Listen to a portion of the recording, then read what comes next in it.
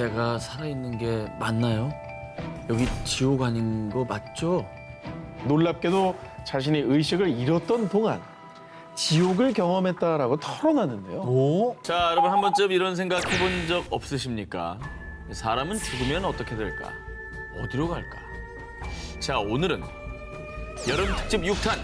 여름 특집의 마지막 특종은 그곳이 궁금하다. 사후세계 19입니다. 그래서 정말 아주 오래전부터 이 사후세계에 대한 관심은 엄청났습니다. 역사적으로도 사후세계를 준비하는 흔적들이 여기저기서 발견이 되기도 하고요. 그런데 역시나 사후세계가 어딨냐? 안 믿는 분들도 있을 겁니다. 왜? 과학적으로 증명이 안 됐으니까. 그런데요, 먼 옛날엔 지구가 둥근 줄 알았습니까? 몰랐죠? 아직 우리가 그 영역에 도달하지 못한 걸 수도 있는 겁니다. 그곳이 궁금하다. 사후세계 19 11위 공개합니다. 중국 모모를 삽니다. 2013년에 이어 2016년에 중국 산시성과 간수성에 전해진 충격적인 소식. 여성 사체판에 판매한 일당 적발. 여성 2명 살해 팔아넘긴 남성 체포. 아, 뭐야. 시체를 왜 팔아요? 그걸 왜 팔아요? 이런 끔찍한 사건이 일어난 이유, 바로 중국 산시성, 광동성 등 일부 지역에서 성행하고 있는 풍습, 명혼 때문입니다. 명혼이란 미혼 남성이 세상을 떠나면 남성의 부모가 여성의 사체를 산 뒤에 두 남녀의 사체를 합장시키는 걸 말합니다. 이렇게까지 하는 이유가 뭡니까? 명혼을 하는 일부 지역, 또 이 지역민들의 말에 따르면요, 미혼 남성은 조상의 무덤이 있는 곳에 함께 묻힐 수가 없다고 합니다. 그래서 명혼을 해서라도 조상들의 묘가 있는 곳에 묻으려고 하는 거죠. 아이고. 그리고 결혼을 하지 않고 죽은 영혼은 사후세계에서 악령으로 변해서 가족들에게 저주를 내린다고 믿기 때문에 여자 사체를 사서라도 꼭 명혼을 시키려는 거라는데요. 그러다 보니 암암리에 명혼을 위한 사체 가격이 치솟고 치솟아 2016년에는 15만 위안, 우리나라 돈으로 약 2,700만 원까지 거래가 됐다고 합니다. 그래서 돈에 눈이 멀어서 중간 업자도 생겨나고 또 유족들 몰래 무덤에서 여성의 사체를 파내서 명혼의 신부로 팔아넘기는 밀거래나 심지어는 살아있는 여성을 살해한 뒤에 팔아넘기는 일까지 발생한 겁니다. 아니, 무엇보다 사후세계에 있는 이들조차 결코 바라는 게 아닐 거라는 생각이 들거든요. 그렇습니다. 2016년 3월 중국 정부는 명혼으로 인한 시체 도굴, 시체 매매, 알선 등 범죄 행위를 엄격히 다스릴 겁니다.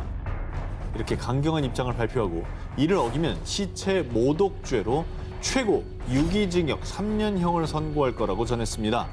중국의 빗나간 풍습, 아니 악습, 명혼. 정말 명혼이 죽은 자들을 위한 걸까요?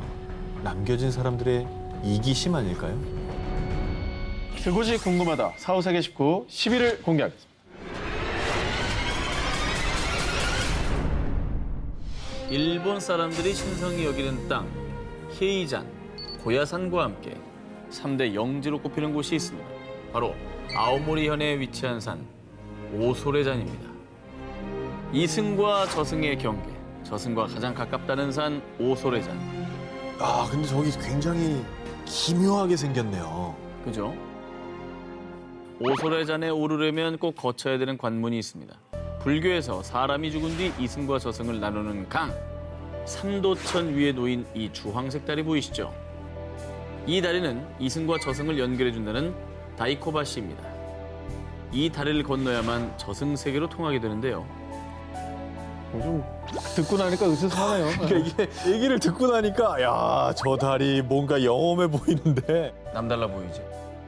자, 그리고 이렇게 다리를 건너면 지금부터 지옥이 펼쳐지게 됩니다. 불교에서 말하는 8지옥 중에서도 가장 끔찍한 지옥으로 손꼽히는 무간지옥입니다. 무간지옥은 살아생전에 큰 죄를 짓고 죽은 사람들이 영원히 극한의 고통을 받는 곳인데요.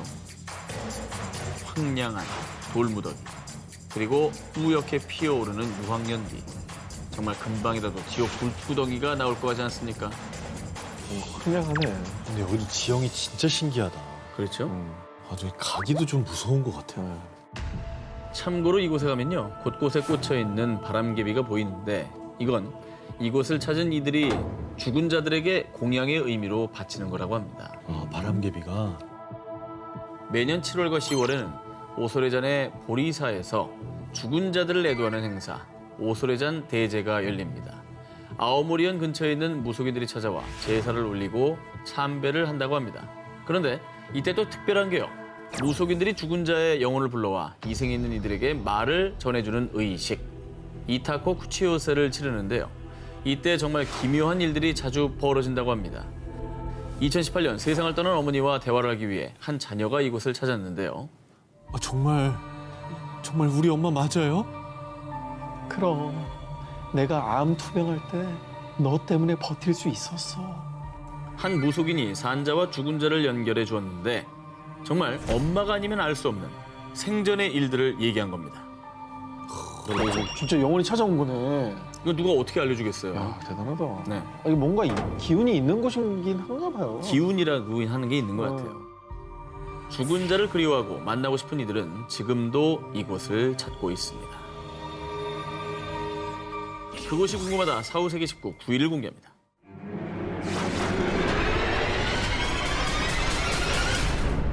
이번 특종은요. 죽음의 문턱에서 천국과 지옥으로 간 사람들의 인생이 180도 뒤바꾼 정말 놀라운 특종입니다. 중동 지역에 사는 한 청년 무하마드는 아주 독실한 크리스천인데요. 그런데 그의 충격적인 반전 과거 IS에 몸담았던 것을 뼈저리게 후회합니다. 누가 이렇게 개종한다고 나가면 막 죽이고 그러지 않아요? 그러게요. 근데 어떻게 기독교를 믿어요? 궁금하시죠? 정말 충격적이게도 무하마드는 극단주의 테러 범죄단체, 본인들의 종교, 신념만이 진리라고 믿는 IS의 대원으로요. 수많은 테러를 저지르고 죄 없는 생명을 앗아간 극악무도한 테러범이었습니다. 그런 그가 크리스천이 된 데에는 아주 특별한 사연이 있었습니다. 2015년 3월 어느 날 시리아에서 시리아군과 전투를 벌이다 큰 부상을 입고 동료들에게 버림받은 무하마드. 기적적으로 교인들에게 발견됐지만 그의 숨은 이미 끊어지기 직전이었습니다. 그런데 내가 살아있는 게 맞나요? 여기 지옥 아닌 거 맞죠? 놀랍게도 자신이 의식을 잃었던 동안 지옥을 경험했다라고 털어놨는데요. 오? 무하마드의 말에 따르면 자신이 의식을 잃자 빛을 따라 하늘로 올라가는 것을 느꼈다고 합니다. 죽음을 직감한 그는 자신이 당연히 천국에 갈 줄 알았다는데요. 왜냐? 비록 자신이 수많은 살생을 저질렀지만 IS의 교리, 즉 신의 뜻을 충실히 따랐던 것이기 때문이죠. 자, 그런데 말입니다. 무하마드를 기다리고 있던 것은 천사가 아닌 악령들. 그리고 악령들은 자신을 지옥의 불구덩이로 끌고 갔는데요. 그런데 그때 겁에 잔뜩 질린 그에게 신의 목소리가 들려왔는데 너는 실패한 삶을 살았다. 지금 죽어 지옥으로 갈 것인지 돌아가 죄를 회개하면서 살 것인지 선택하라. 그리고 그 말이 끝나기 무섭게 눈이 띄었다고 합니다. 진짜? 자신이 경험한 지옥에 큰 충격을 받은 그 무엇보다 그간 IS 대원으로서 저지른 수많은 살상과 테러 그리고 그 모든 게 신의 뜻이라고 믿었던 지난날의 후회가 물밀듯이 밀려왔다고 합니다. 그래서 만약 IS에서 알게 되면 목숨을 잃게 될 것을 누구보다 잘 알지만 사후세계를 경험한 뒤 새 삶을 열기 위해서 기독교로 개종한 겁니다. 그에게 주어진 새 삶. 청년 무하마드가 본 건 정말로 사후세계였던 걸까요? 2009년 미국 와이오밍주. 어느 날 정형외과 의사로 근무하는 메리 닐에게 청천벽력 같은 소식이 전해졌습니다. 19살 된 첫째 아들 윌리가 교통사고로 사망했다는 소식이었습니다. 웬일이야. 그리고 이게 갑작스러운 사고이기 때문에 얼마나 충격이 컸겠어요. 그런데 아들을 잃은 엄마 메리 닐은 2012년 발표한 자신의 저서를 통해 당시 심경에 대해 이렇게 밝혔는데요. 아들의 죽음을 알고 있었어요. 그리고 다시 천국에서 만날 수 있다고 믿으니 고통을 참을 수 있었어요. 아니, 어떻게 저렇게 담담하게 얘기할 수가 있죠? 죽음을 또 어떻게 알고 있었다는 겁니까? 과연 그녀의 말은 무슨 의미인 걸까요? 약 10년 전인 1999년 그녀의 인생을 뒤바꾼 사건이 벌어졌는데요. 자, 남편과 떠난 칠레 여행에서 카약을 타던 중 갑자기 카약이 뒤집히는 사고가 발생. 어렵게 구조는 됐지만 당시 출동한 구급대원과 경찰은 그녀가 계속 숨을 쉬지 않자 익사 판정을 내리려고 했는데요. 그런데 이게 무슨 일입니까? 약 25분 뒤 메리닐은 기적적으로 의식을 회복했습니다. 그런데 그녀의 말에 따르면 정말 놀랍게도 의식을 잃고 있을 동안 천사들의 안내를 받아 천국에 다녀왔다고 했습니다. 천사들과 예수님은 긴 머리를 가지고 있었고 하얀 예복을 입었는데 눈이 부셨어요. 그리고 메리닐은 천국의 들판에 앉아 예수님과 얘기를 나누었다고 합니다. 그런데 예수님은 그녀에게 구체적인 날짜와 원인을 알려주진 않았지만 첫째 아들이 죽음을 맞을 것이라고 일러준 뒤 그리고 아직 세상에 할 일이 있으니 돌아가라는 말과 함께 그녀를 세상에 돌려보냈다고 합니다. 그렇게 뭐라 형용할 수 없는 기적적인 경험을 한 메리닐은 교회에서 세례를 받고 장로로 재직하는 등 독실한 크리스천이 됐고요. 그리고 부디 아들의 죽음이 일어나지 않기를 바라며 매일 기도하고 또 기도했지만 안타깝게도 10년 뒤인 2009년 그때 경험했던 말대로 아들이 세상을 떠나게 되었다고 합니다. 메리닐은 정말 가슴이 아팠지만 아들의 죽음이 영영 이별이 아니라 천국에서 다시 만날 수 있을 거라 믿고 있다고 하고요. 그리고 지금은 자신이 경험한 천국에 대해 알리며 환자들의 영혼까지 치유하는 의사가 되겠다는 신념으로 살아가고 있다고 합니다. 천국과 지옥을 경험한 사람들, 신이 그들을 다시 세상으로 돌려보낸 것은 현생에서 바르게 그리고 최선을 다해 살라는 깊은 뜻이 있었던 건 아닐까요? 그곳이 궁금하다. 사후세계 19, 7일 공개합니다. 죽은 자와 산 자를 위로하는 남자. 2005년에서 2010년까지 시즌 5까지 방영되며 전 세계인들에게 사랑받은 미드죠. 제니퍼 러브 휴잇이 출연한 고스트 위스퍼러. 이승을 떠나지 못하는 영혼을 달래주는 한 영매 이야기인데요. 그런데 말입니다. 이 드라마가 전 세계인들의 인기를 끈 이유, 제작자의 경험을 바탕으로 제작된 것이기 때문입니다. 영매 얘기가.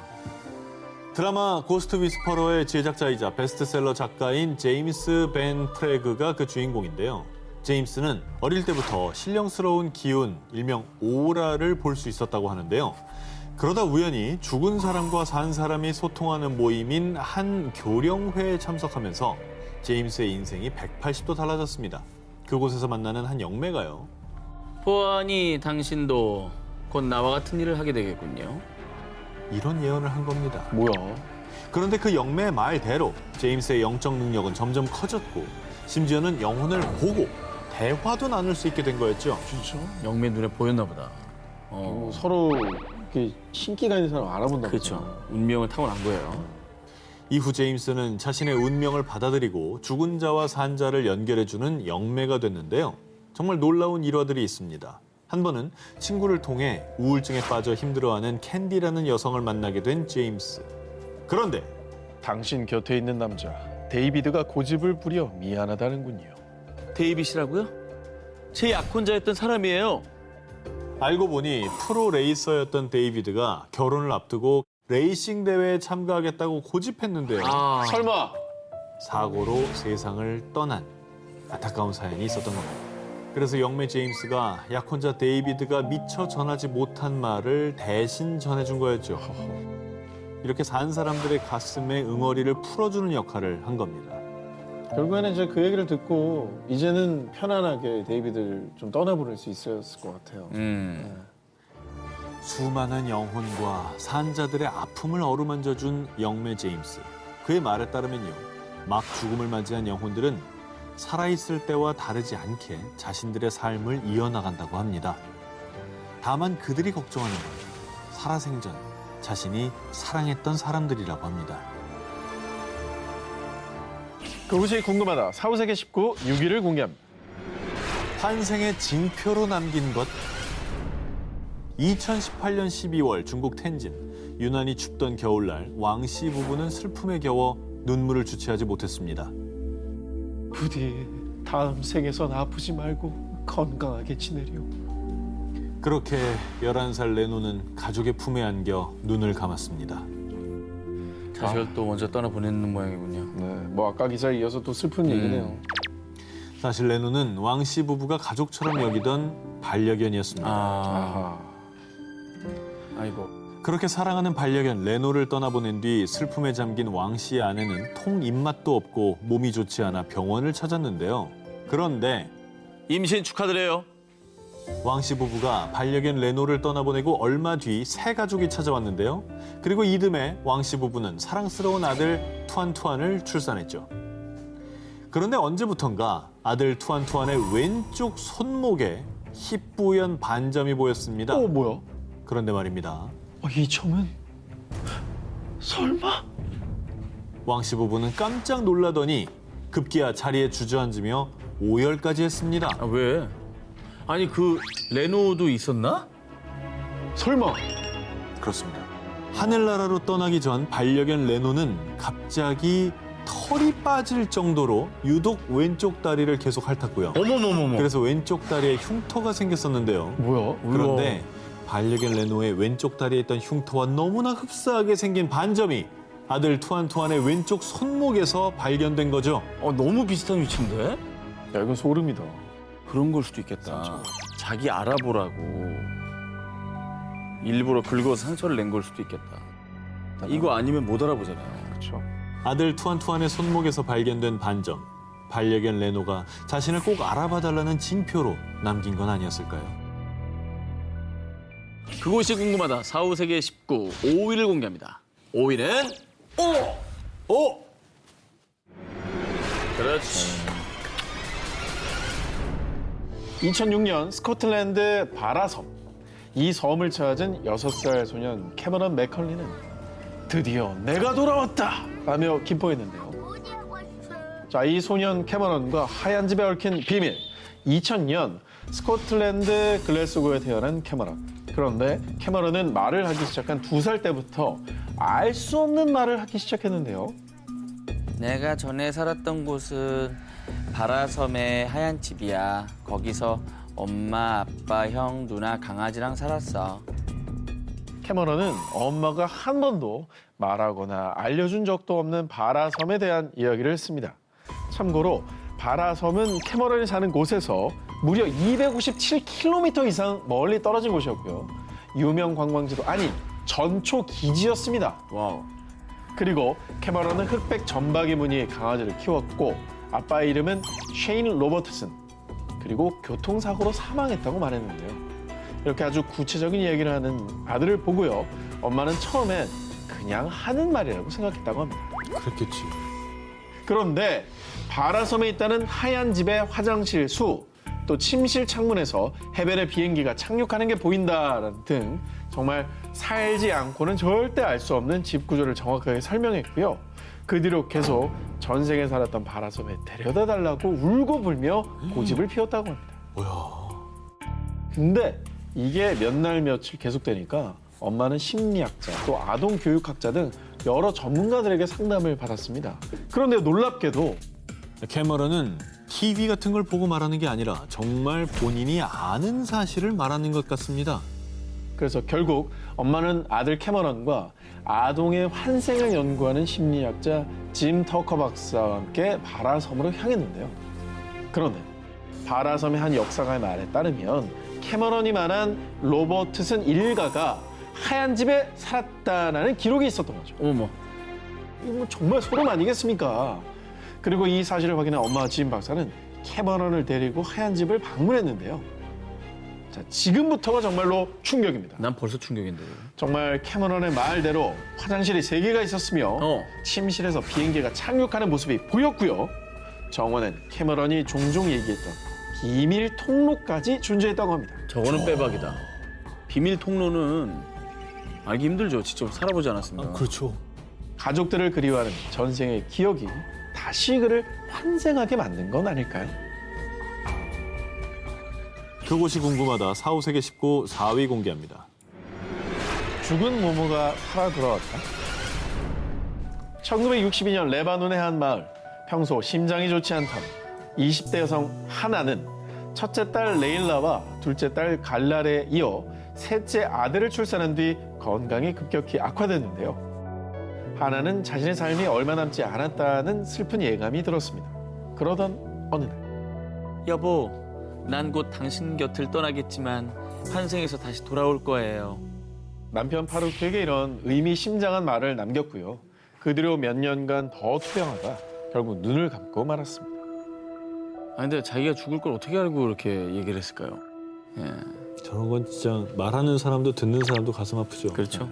그런데 말입니다. 하난이 사망한 지 열흘 뒤 레바논의 또 다른 마을에서는 어여쁜 딸 수잔이 태어났는데요. 그런데 수잔이 2살이 될 무렵 나는 하난, 내 딸 레일라.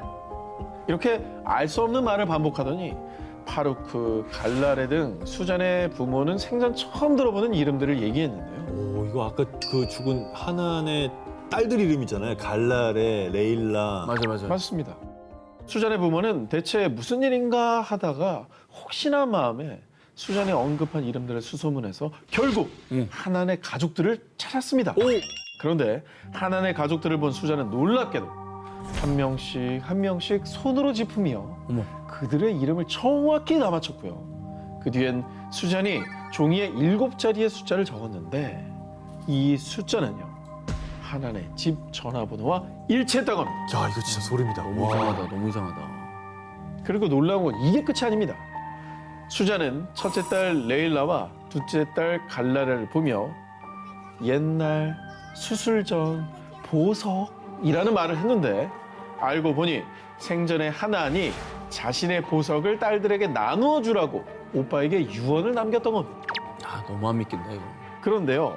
수잔이 성인이 된 뒤의 모습이 또 놀라움을 자아냈는데 어머 비슷하다. 아니 이게 진짜 닮았다. 사실은 뭐 이렇게 뭐 눈매나 콧볼 쪽이나 이렇게 앙 담은 인매 쪽이 특히 인매가 저는 비슷하다고 닮았어. 인매가 닮았어요. 환생을 예감하고 다른 모습으로 가족을 찾아온 여인. 그녀를 환상하게 만든 건 과연 무엇이었을까요? 그곳이 궁금하다. 사후세계 19 3위를 공개합니다. 오, 자, 이제 퇴근이 나오죠. 자 오퇴요. 나만 아니면 돼. 나만 아니면 된다니까. 아직도 수많은 미스터리를 품고 곳곳에 잠들어 있는 고대 마야 문명. 그런데 마야 문명이 남긴 흔적들에 정말 특이한 점이 있다는데요. 멕시코 남부 치아파스주에 위치한 팔렌케 유적지. 이곳엔 지금으로부터 약 1400년 전 600년대 마야의 부흥기를 이끈 파칼 왕의 무덤과 사원이 있습니다. 2015년 7월 멕시코 국립인류학 역사연구소 탐사팀은 파칼 왕의 무덤이 있는 비문의 신전 지하에서 길이와 폭이 60cm가량 되는 지하 수로를 발견했습니다. 위에 저런 지하 수로가 있는 거예요? 상당히 잘 만들어져 있죠. 네. 파칼 왕의 지하 묘실에서 신전 앞 산책로까지 이어진 수로는요. 단순히 물이 흐르는 수로가 아니었습니다. 이 수로는 사후세계로 가는 통로입니다. 고고학자들의 말에 따르면 고대 마야인들은 파칼 왕의 영혼이 이 수로를 통해 사후세계로 건너간다고 믿었다는데요. 어머, 왜 그렇게 생각을 한 거예요? 수천 년 전 고대 마야인들은 사람이 태어나면 영혼이 몸에 묶여 있다고 생각했고요. 그래서 육신이 죽으면 끝이 아니라 그 영혼은 사후세계로 간다고 믿었습니다. 그리고 특히 수로, 즉 물은 삶의 순환이 시작되고 끝나는 곳이라는 특별한 의미를 가지고 있다고 하고요. 정말 결정적으로 파칼 왕의 무덤에서 발견된 한 쌍의 귀마개에서 죽은 자를 물에 잠기게 해 사후세계로 인도할 것이다. 라는 문구가 발견됐다고 합니다.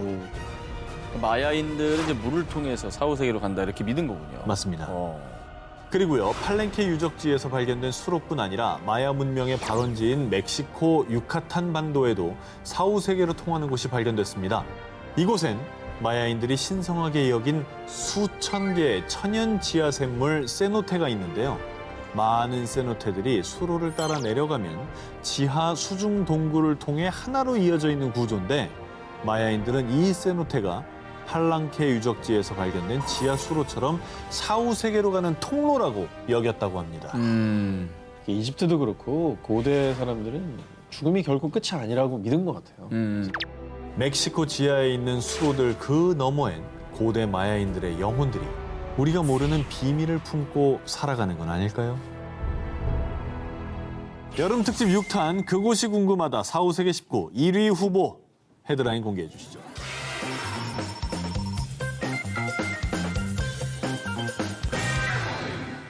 이스라엘과 시리아의 국경에 위치한 영토 분쟁 지역 골란고원. 이곳에 있는 한 마을에 머리에 붉은 반점이 있는 아이 알레포가 태어났습니다. 그런데 또래보다 꽤 일찍 말이 트인 알레포. 그런데 말입니다. 3살이 되던 해에 알레포가 이상한 이야기를 하기 시작했습니다. 내 이름은 하페즈였어요. 엄마 무서워요. 그 남자가 나를 죽였어요. 그 나이 애들이 저렇게 일반적이지 않은 얘기를 막 하기에는 그 내용 자체가 이상하잖아. 네, 좀 죽이다라는 특이하죠. 표현 자체가 좀 드라마 보고 따라하는 걸 수도 있잖아요. 자, 그럼 뭐 그런 생각이 들 수도 있는데요. 네. 처음엔 알레포의 부모 역시 아이가 그저 뭐 어디 이야기를 뭐 지어낸 얘기라고 생각을 했는데요. 그럼 그러나 날이 갈수록 알레포의 얘기는 더 구체적이고 내용도 끔찍했습니다. 그래서 결국 부모는 알레포가 계속 얘기를 했던 마을을 함께 찾아갔는데요. 마을에서 한 노인을 만나게 된 부모, 그리고 그 노인에게 아이 얘기를 했죠. 그런데 그때 하페즈? 하페즈는 4년 전에 실종된 우리 마을 청년인데? 진짜? 정말 놀랍게도 4년 전 이 마을에서 하페즈라는 청년이 일을 하러 나갔다 돌아오지 않았다라는 겁니다. 근데 4년 전이면 그 아이가 뱃속에 있었던 시기까지 합치면 대충 맞는 거예요. 만 3살이라고 했죠. 딱 맞는 거예요. 맞네. 환생이네. 그리고 갑자기 인적이 드문 곳으로 향한 알레포. 부모님과 마을 노인은 앞서가던 아이를 뒤따라갔는데요. 그런데 갑자기 멈춰선 아이는 어느 한 곳을 가리켰습니다. 뭔데? 왜? 자, 그곳은 특별한 게 없는 그냥 맨 땅이었는데요. 그런데 이상한 기분이 든 노인은 알레포가 가리킨 곳에 땅을 파기 시작했습니다. 그런데 그때 땅 속에서 발견된 백골. 어머. 그냥 가리켰는데 100골 나왔을 때 얼마나 놀랐을까? 그러니까. 이것도 놀라운데. 놀라운 일은 이게 다가 아니었습니다. 아, 또 뭔데? 급기야 아흐메드가 흉기로 제 머리를 내리친 뒤 여기에 묻었어요. 그러면 여기서 진짜 만약에 마을에 아흐메드라는 사람이 진짜 있으면 후덜덜이죠. 이거 진짜 무서운 일인데? 후덜덜이죠. 어땠을까요? 아흐메드라는 청년이 마을에 실제로 있었다고. 알레포가 백골의 위치뿐만 아니라 흉기를 벌인 장소, 하페즈를 죽인 범인의 이름까지 정확하게 집어내자 결국 아흐메드는 자신의 범행을 시인. 이후 경찰에 체포됐다.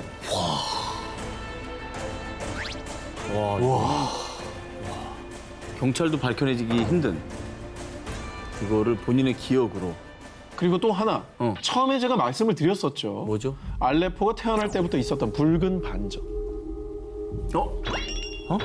왜 반점이나? 피? 이 붉은 반점의 위치와 백골의 머리에 난 흉기의 상처가 정확하게 일치했다. 아, 너무 이상하다 이거. 와, 이거 너무 무서운 일이다 이거. 이건 너무 이상한 얘기다. 3살 꼬마의 놀라운 사연. 이 모든 걸 어떻게 설명할 수 있을까요? 환생이 아니라면 말이죠. 여름 특집 6탄 그곳이 궁금하다 4후 세계 19. 저 정기자의 1위 후보를 공개합니다. 2002년 홍콩. 평범한 주부였던 아니타는 갑작스레 림프종 진단을 받은 뒤 힘겨운 투병 생활을 이어갔습니다. 하지만 병은 나아질 기미를 보이지 않았죠. 그렇게 4년의 시간이 지났을 무렵. 시간이 얼마 남지 않은 것 같습니다. 길어야 3개월. 마음의 준비를 하세요. 2006년 2월의 어느 아침 나날이 쇠약해져 가던 아니타는 급기야 혼수 상태에 빠졌고요. 점점 죽음이 아니타를 덮쳐오고 있었는데요. 그런데 혼수 상태에 빠져 사경을 헤매던 아니타는 갑자기 몸이 가벼워지면서 모든 아픔과 고통이 사라지더니요. 아니, 이게 어떻게 된 거지? 나는 저기 있는데? 급기야 몸과 영혼이 분리되는 유체 이탈을 경험한 겁니다. 그러더니 놀랍게도 아니타의 눈에 의료진들이 응급처치를 위해 분주히 움직이는 모습이 선명하게 보였습니다. 와. 그런데 그때 아니타의 눈에 들어온 한 남자. 그는 바로 10년 전에 돌아가신 아니타의 아버지였습니다. 아버지, 여기 계셨던 거군요. 사랑하는 나의 딸 아니타. 나는 늘 이곳에서 가족들을 지켜보고 있었단다. 오랜 투병 생활에 지칠 대로 지쳤던 아니타는 아버지를 만나자 형용할 수 없는 안도감이 밀려오며 따뜻함과 평안함을 느꼈는데요. 그런데 그때 어디선가 의사가 사망 선고를 내리는 음성이 들려왔습니다. 사망하셨습니다. 아니타, 너는 아직 이곳에 올 때가 아니야. 하지만 여기 남을지 네 몸으로 다시 돌아갈지는 네가 선택할 몫이란다. 아버지의 말을 들은 아니타는 왠지 다시 깨어나면 더 이상 암으로 인해 고통받지 않을 거라는 묘한 확신이 들었다고 합니다. 와, 그런데 그 생각이 끝나자마자 곧바로 눈이 떠진 아니타. 진짜? 아니 사망 선고 들었다 했잖아. 그렇죠. 자, 그런데 정말 놀라운 것은 지금부터입니다. 뭐예요? 아까 아니타가 암이 사라질 것 같은 확신이 들었다고 했죠. 에? 실제로요. 그 기적 같은 일이 일어났습니다. 에? 아니타의 온몸을 뒤덮고 있던 종양들이 단 4일 만에 무려 70%나 사라진 겁니다. 게다가 5주 정도가 지나자 아니타의 몸에서 아예 암세포가 흔적도 없이 사라졌다고 합니다. 아니 암 때문에 거의 혼수 상태까지 가고 사망 선고 받으신 분이잖아요. 그렇죠. 이거 뭐 말기를 지나서 아예 그냥 끝난 겁니다, 이게 사실은. 어떻게 가능한 일일까? 예. 이게 야, 너무... 이건 의학적으로 볼 때는 정말 말도 안 되는 얘긴데. 야 진짜 이게 아버지가 뭔가 마지막으로 딸에게 선물 주신 건가? 이거 진짜 기적이네.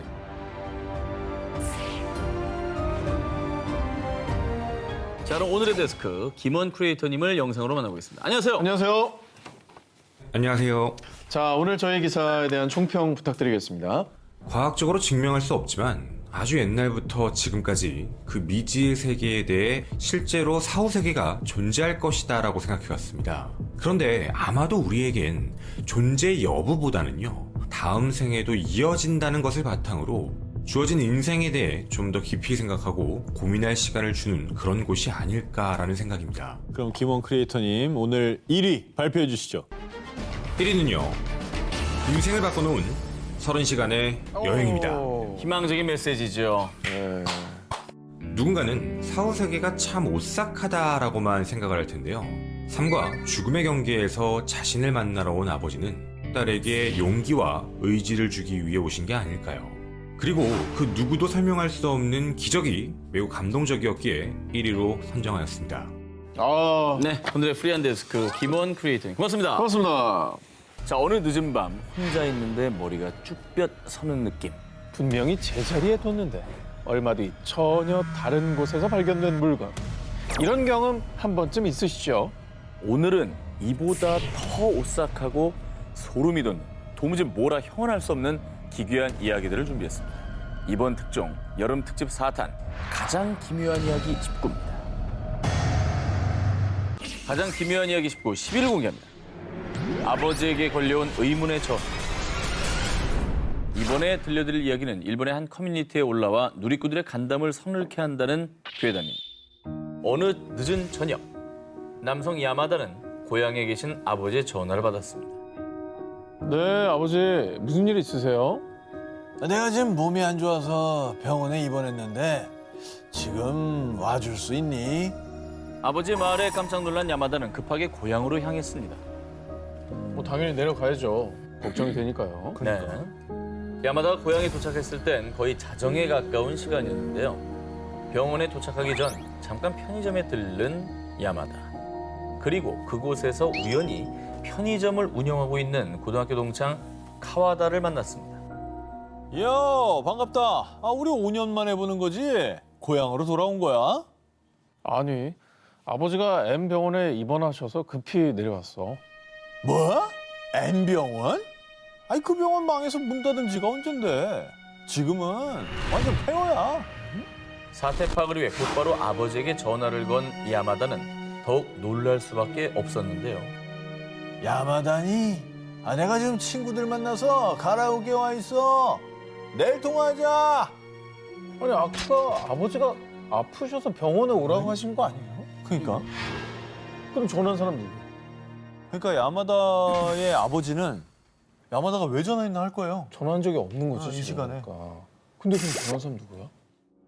자, 그리고 다음 날 아침 야마다는 아버지에게 이 소름 돋는 일에 대해 털어놨는데요. 그런데 병원은 뭐고 카와다네 편의점은 또 무슨 얘기야? 네? 아버지? 그 병원은 폐업한 지 오래고 카와다가 운영하던 편의점은 반년 전에 문 닫았어. 카와다와 가족들 모두 행방불명됐거든. 진짜가 하나도 없었는데. 여러분, 그 친구도 사람이 아니라 귀신일지도 모른다는 거죠. 아, 근데 진짜 끔찍한 게 진짜 폐허가 된 병원에 갔으면 어떻게 됐을까? 아무도 예상 끔찍해요. 못하죠. 네. 과연 그날 밤 야마다를 폐허가 된 병원으로 부른 건 누구였을까요? 그리고 실종됐던 친구는 친구를 돕기 위해 나타난 훈령이었던 걸까요? 가장 기묘한 이야기 19, 9위 공개합니다.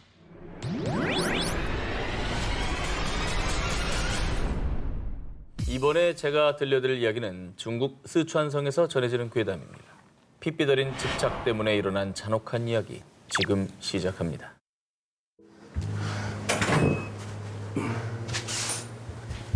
아까 뭐야? 왜 그랬어? 내가 다른 여자한테 잘해주지 말랬잖아. 길도 가르쳐주면 안 돼? 요즘 예민하게 왜 그래? 남편에 대한 의심이 아주 강하신데요. 대학 선후배로 만나 결혼한 야오와 페이. 그런데 1년 후 이들 부부에게 점점 비극이 드리우기 시작했습니다. 연쇄 사망 사건? 여기 우리 동네잖아. 어? A 편의점 알바생이 죽었어?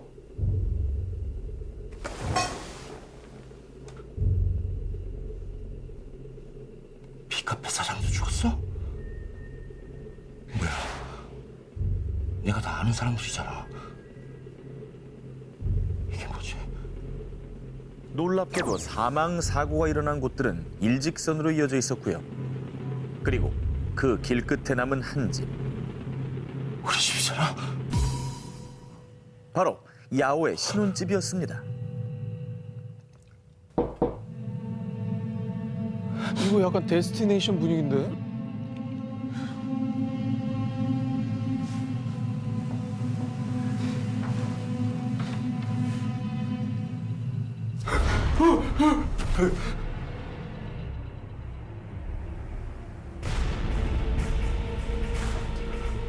너 뭐야? 내가 다른 여자 만나지 말라고 했지. 진짜 너였어? 내가 후회할 거라고 했지. 오지마.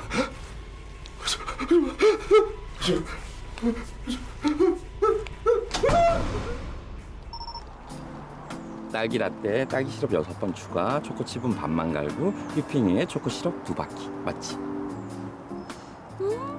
역시 난 자기뿐이야. 자긴 내 거야, 알지? 딴 여자한테 잘해주면 자기도 죽고 나도 죽는 거야. 아이, 넌 왜 그렇게 무서운 말을 하냐? 얼른 마셔봐. 응? 대학 CC였던 야오와 링링. 누가 보면 일요일 아침인 줄 알겠네.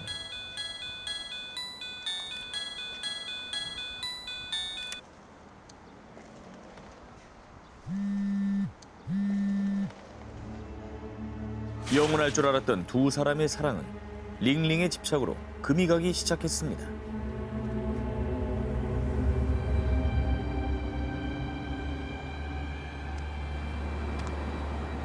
뭔데?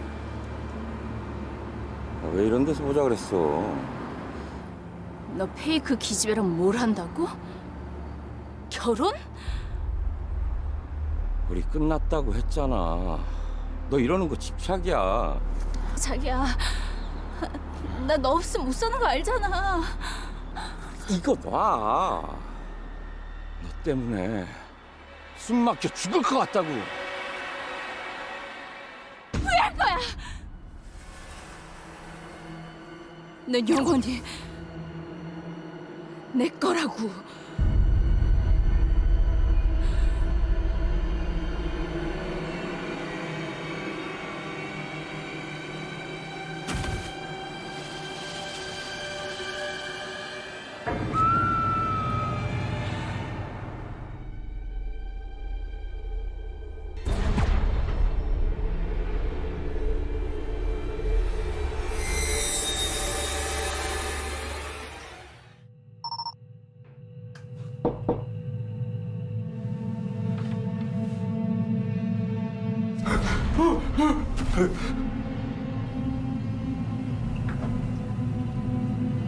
진짜 너였어? 내가 다른 여자 만나지 말라고 했지. 오지마. 오지마. 여보! 여보!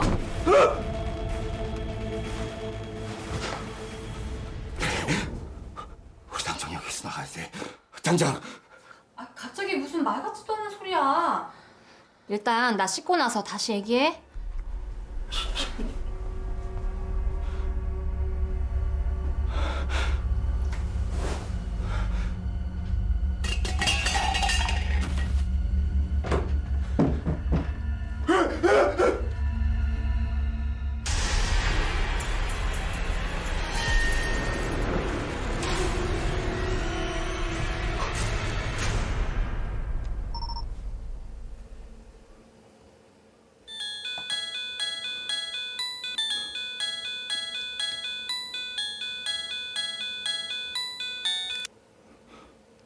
네, 한영사입니다.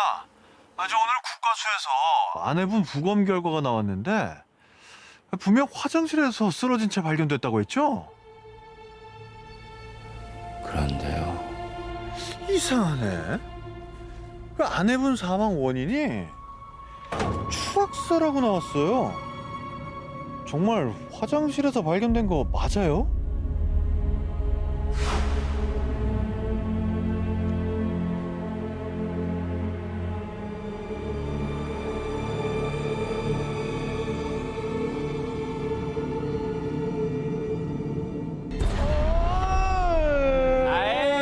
영원히 넌 내 거라고 했지.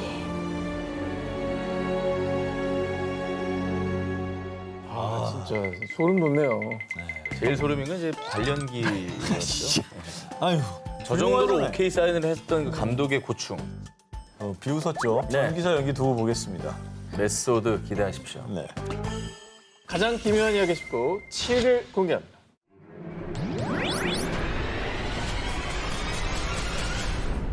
자, 이번에 들려드릴 이야기는 일본의 한 커뮤니티에서 화제가 된 아주 섬뜩하고 기묘한 사연입니다.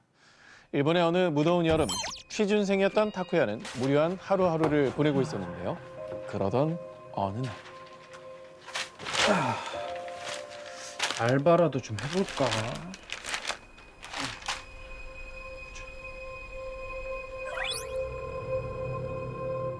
이치고 이치의 여관입니다. 안녕하세요. 그 알바 구한다고 해서 연락드렸는데요. 네, 맞아요. 급하게 사람을 구하고 있는데 혹시 내일부터 일할 수 있어요? 아, 내일 당장요? 알겠습니다. 네.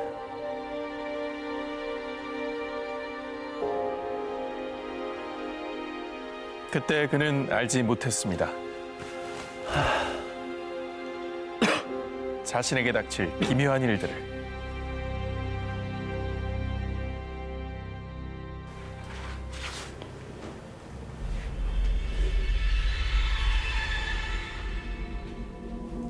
아우.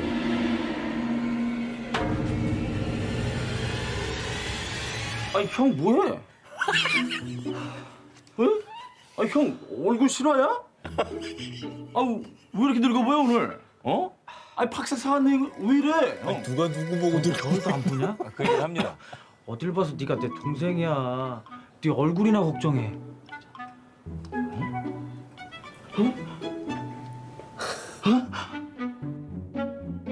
아 완전 귀여워. 차은인가? 아 모공 완전 없어. 연습생인 줄. 정신 나간 동생. 커피 한잔 할래요. 커피 한잔 할래요. 커피 한잔 할래요. 아니 근데 전 네. 조금 그런 게 이번엔 제 기사에 전현무 끼얹으신 것 같아요. 지금. 그렇죠. 긴장되던 찰나에 갑자기 나타나서 커피 한잔 할래요. 조금이라도 순위를 네. 낮출 수만 있다면 저는 뭐든 하죠. 네. 중요한 순간에 끼얹어서 봤습니다.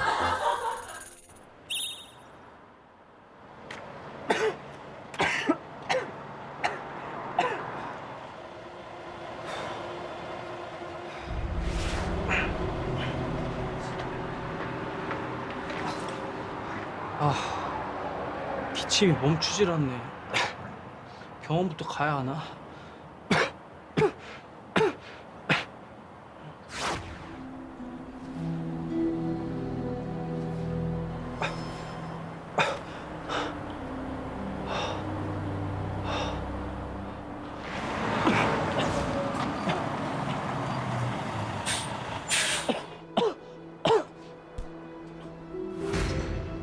뭐예요? 왜 이러세요? 진짜 왜 이러세요? 너 우리 영감한테 끌려갈 뻔했어.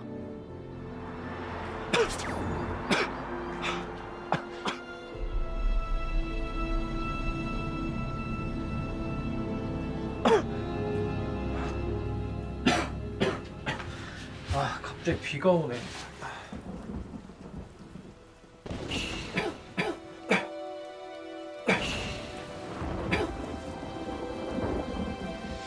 야간에 못 간다고 해야겠다.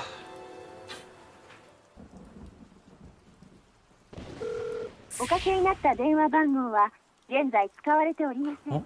잘못 걸었나? おかけになった電話番号は現在使わ 아까도 れておりません。 2번으로 통화했는데? 말도 안 돼. 갑자기 사라진 번호. 평소 통화 내용을 녹음하는 습관이 있던 다쿠야는 여관과 통화했던 녹음 파일을 플레이하는데요.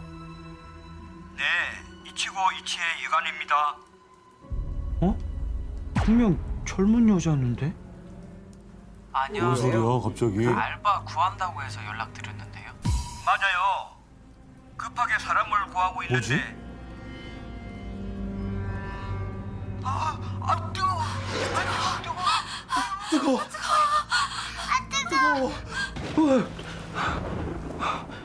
이게 도대체 어떻게 된 거야?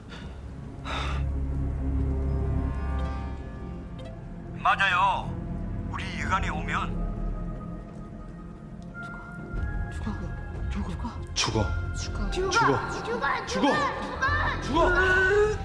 뭐야? 저런 거 없었잖아 아까. 뭐지?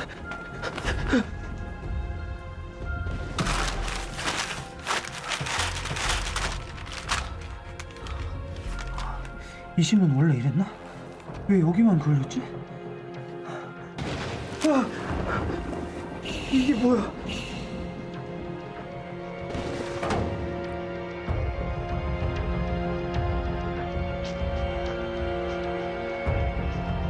급하게 사람을 구하고 있는데 혹시 내일부터 일할 수 있어요?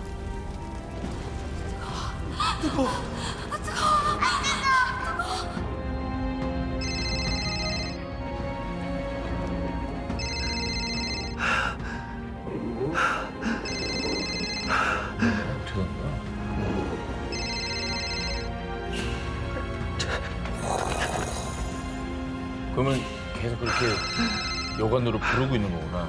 물귀신처럼.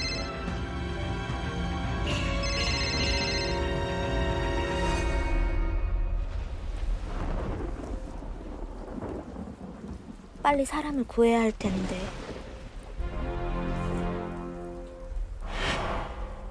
이번엔 누가 오려나? 가장 기묘한 이야기 19, 5일 공개합니다.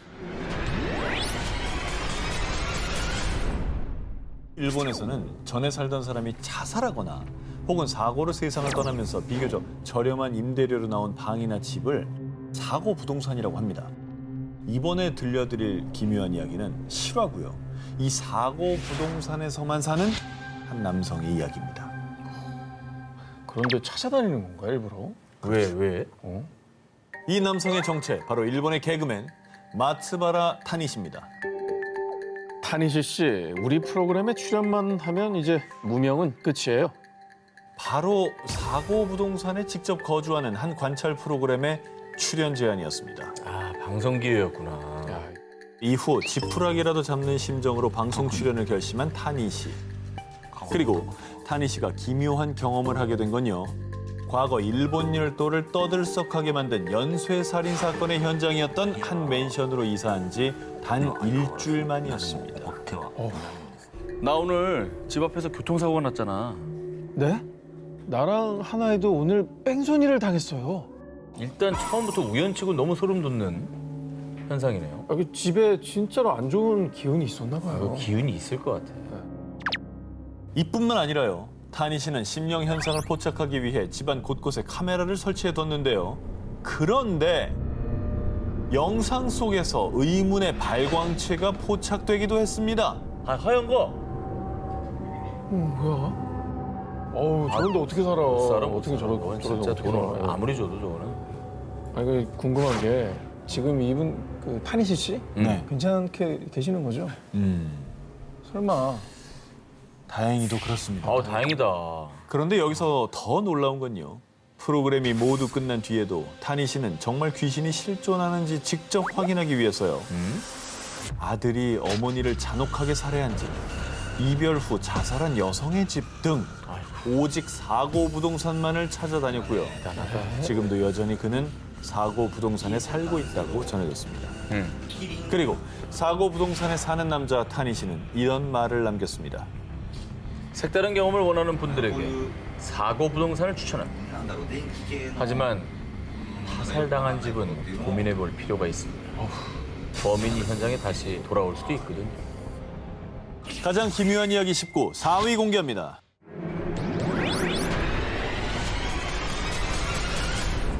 이번에 제가 들려드릴 기묘한 이야기는요. 우리가 아주 잘 아는 분이죠.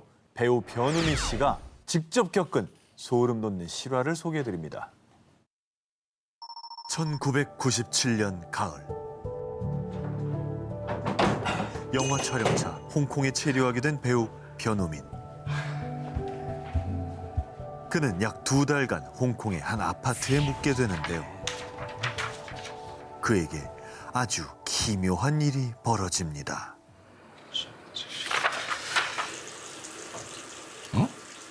무슨 소리지? 갑자기 가끔 화장실에 물소리 날 때 있어. 엄청 무섭죠.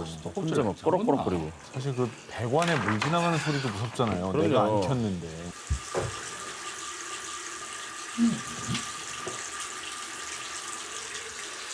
아까 분명히 껐는데.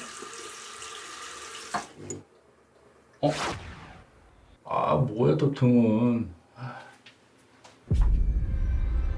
잠깐 뭐 왜? 지나갔잖아. 지나가자니 옆에 있었잖아. 지나갔었다고? 욕조에. 저는 커튼 다 없애버려야 돼. 아까 있었는데.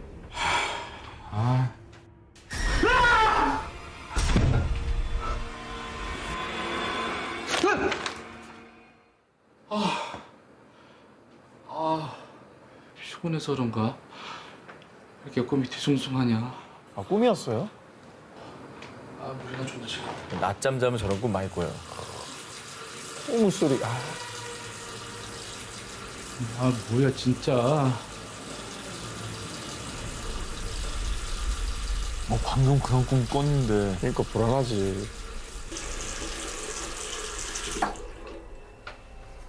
그 후로도 화장실 물소리는 계속됐고 그는 왠지 모를 공포감을 느끼는데요. 그러던 어느 날 또다시 들려오는 물소리. 그는 문득 며칠 전 한 스태프가 해준 말을 떠올렸는데요. 여름인 씨. 예. 안녕하세요. 아니 근데 이 다크서클 좀 봐. 진짜 피곤하셨나 보다. 요즘 집에 꼬마 귀신도 나타난다면서요? 예. 다시 한번 꼬마 귀신이 나타나면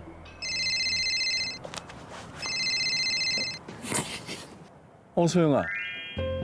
셜록인 잘했지? 역시 매우 불필요해 보이는 빨리 영어 끝내고 한국 돌아간다고 자주 얘기 사랑이라고 좀 하죠, 해줘. 두 글자로. 나도 보고 싶지. 사랑해. 근데 제가 어디까지 얘기를 했었죠? 귀신이 한 번 더 나타나면요. 그래. 또 한 번 귀신이 나타나면 싸우지 유둔라 라고 말해보세요. 네? 싸우지 유둔라. 장난치지 말라라는 뜻이에요. 제가 특별히 알려드리는 거예요. 아, 예. 싸우지 유든나. 싸우지 유든.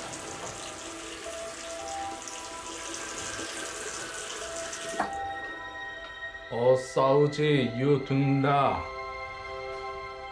장난 그만 쳐. 아저씨한테 혼난다. 싸우지 윤둔나. 싸우지 윤둔나. 왜? 아, 잠겼어. 싸우지 윤둔나. 싸우지 윤둔나.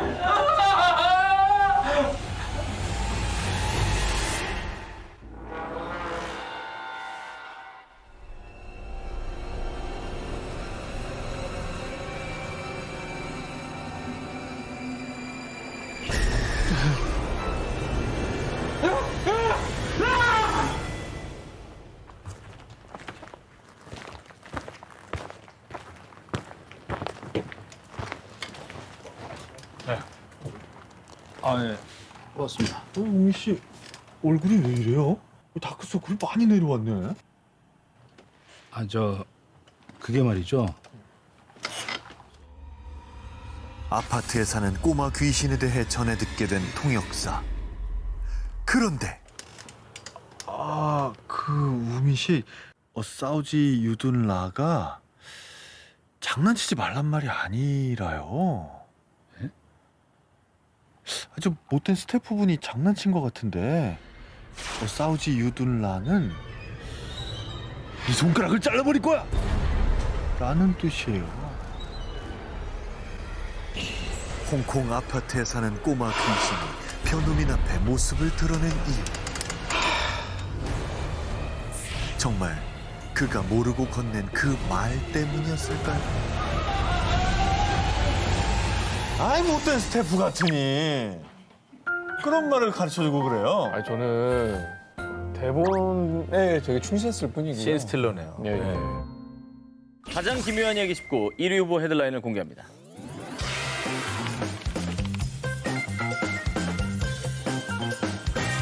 이번에는 한 연예인이 직접 겪은 생생하면서도 소름 끼치는 경험담을 전해드리겠습니다.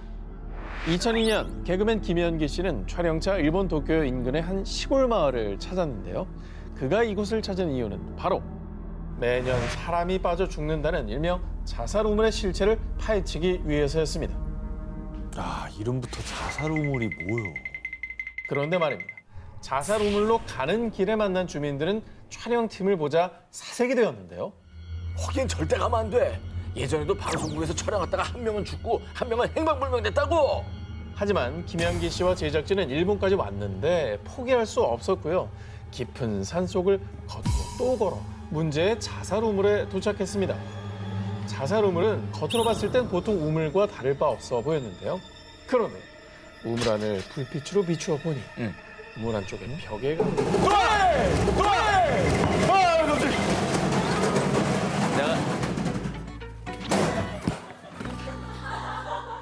우물 안쪽 벽에 가득한 손톱 자국들. 손톱 자국이 있다고요? 그런데 말입니다. 이제 막 우물 촬영을 시작한 그때. 현기 씨, 그 우물 안에 한번 들어가 보는 거 어때요? 네? 아니 PD님 지금 뭐라고 하셨어요? 그 사다리 있으니까 한번 타고 들어가 봐요. 하지만 김현기 씨는 알 수 없는 공포감에 극구 거부했고요. 이거 무섭다. 결국 더 이상은 촬영 불가. 그렇게 촬영팀은 철수를 하고 산에서 내려왔다고 합니다. 이건 너무 무섭다. 이건 나 못 들어갈 것 같은데. 그런데 그에게 닥친 더욱 소름 끼치고 기묘한 상황. PD님, 근데 아까 우물 안에 들어가라고 한 건 너무했어요. 네? 전 그런 말 한 적이 없는데요? 제가 비치지 않고서 어떻게 그런 걸 시켜요? 분명히 다른 제작진들도 그 PD가 우물에 들어가라고 말한 거를 똑똑히 들었는데 말이죠. 목격자도 있어? 다른 사람들도 들었는데? 목격자가 있네. 그렇죠. 홀렸네. 그래서 제가 기자 정신을 발휘해서 김현기 씨를 직접 전화 연결을 해보도록 하겠습니다. 자, 김현기 씨 안녕하세요. 예, 안녕하세요. 네네, 아유, 반갑습니다. 반갑습니다. 예, 반갑습니다. 오래 기다렸어요. 예, 예. 죄송합니다. 이제- 어떻게 지내시는지도 궁금합니다. 저 일본이에요. 아, 일본에서 잘 살고 있습니다. 아니, 근데 그때 기억이 나세요? 굉장히 당황스러워 하셨을 것 같은데, 어떤 기분이셨나요? 저는 맨 처음에 PD가 무슨 장난치는 줄 알고, 그리고 저는 막 그랬던 게 소름 끼쳤던 게, 도착하자마자 버스에서 딱 내렸는데, 네. AD 분이 있었는데, 갑자기 입에서 거품을 부면서 쓰러지는 거예요. 오씨, 진짜 귀신 있었나 봐. 물 물고 있었다고? 저는, 와, 제가 원래는 공포 영화 뭐 보는 거 즐겨보고 그랬었거든요. 근데 그 있고 나서요. 네. 공포 영화를 십몇 년 동안 끊었어요. 그 정도로. 기묘한 일을 겪으셨지만 네. 큰 사고 없었고 지금도 뭐 잘 지내고 계신다고 하니까 정말 다행입니다. 크게 액땜하신 거예요. 예. 지금 멘트가 거의 뭐 끝내려는 멘트인데요. 예, 저희도 일정이 있어서요. 예, 그 저희가 토크쇼가 아니라. 예. 네, 오늘 바쁜 시간 내주셔서 고맙습니다. 네, 알겠습니다. 감사합니다. 다음에 뵙세요. 예, 고맙습니다. 네, 고맙습니다. 와. 근데 후일담을 들으니까 더 오싹한데? 네, 김용기 씨 말씀을 들어보니까 이게 겪어보지 않으면 모른다고 본인도 이제 에이 뭐 이랬던 분인데 이제 귀신은 있다 무조건 그러니까. 믿으시잖아요. 너무 기묘한 일이었기 때문에. 어느 야심한 시각 편의점에서 아르바이트를 하던 치키노와 마호. 심야 시간대인 만큼 손님이 적어 두 사람은 여유롭게 수다를 떨고 있었습니다. 그런데 마호, 혹시 도벨 소리 들었어? 아니, 우리가 얘기하느라 못 들었나 보지? CCTV 모니터 속 잡지 코너에 머리카락이 긴 한 여성이 책장을 응시하고 서 있는 겁니다. 자, 그런데 이 여성이 정말 이상한 게 아무런 미동도 없이 뚫어져라 책장만 바라보고 있었던 겁니다. 저 여자 혹시 저 책 훔치려는 거 아니야? 의심을 품은 두 사람은 조심스럽게 그 여성이 있는 곳으로 다가갔는데요. 그런데 분명 모니터로 봤을 때 잡지 코너 앞에 있었던 여성이 순식간에 감쪽같이 사라져버린 겁니다. 그러면 그 알바생들이 여기를 올 동안에 다른 코너로 간 거 아니에요? 그럼 진짜 훔치려다가 들켜가지고 나간 거 아니에요? 그런데 말입니다. 순식간에 공포감에 휩싸인 두 사람은 조용히 계산대로 돌아와 모니터를 확인했는데요. 그런데 바로 그 순간 마오! 절대 뒤돌아보지 마. 왜? 그 이유는 말이죠. CCTV 모니터 속에 화면을 쳐다보던 치키노와 마오가 반사돼 보였는데요. 그런데 화면 속에는 두 사람만 있었던 게 아니었습니다. 이들 사이에 아까 그 여성의 얼굴이 반사돼 비쳤던 겁니다. 야, 이건 어떻게? 어떻게? 그 꼼짝도 못 하잖아, 그럼. 완전 꼼짝만 하지. 자, 몇 분 뒤 모니터 속 정체불명의 여성의 모습이 사라지자 그제 안심한 두 사람은 뒤를 돌아보고 아무도 없다는 사실을 확인했는데요.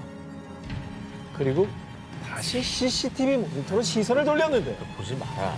바로 그때 잡지 코너를 비추던 화면에는 아까 그 의문의 여성이 카메라를 보며 입이 찢어질 듯 웃고 있었습니다. 자, 오늘 데스크 미스터리 컨텐츠 크리에이터 김원님을 영상으로 만나보겠습니다. 안녕하세요. 안녕하세요. 네, 안녕하세요. 김원입니다. 자, 오늘 저희 기사에 대한 총평을 부탁드리겠습니다. 이번 내용들은 보는 내내 한시도 긴장을 늦출 수가 없었습니다. 아마도 옛날엔 그저 무서운 이야기를 모아놓은 책으로 접해 아니겠지라고 생각하며 잊어버리곤 했는데요. 새 기자님의 몰입감 있는 전달 덕분에 오감이 모두 짜릿했던 것 같습니다. 자, 1위 기사 발표해 주시죠. 1위는 일본 자살 우물의 비밀입니다. 실제 경험한 사람, 그리고 존재하는 장소, 전해 내려오는 전설까지 마치 내가 그 현장에 있었던 것처럼 오싹함이 느껴져 1위로 선정했습니다. 자, 오늘 프리한 데스크 김원님 고맙습니다. 고맙습니다. 아, 축하합니다. 자살 우물.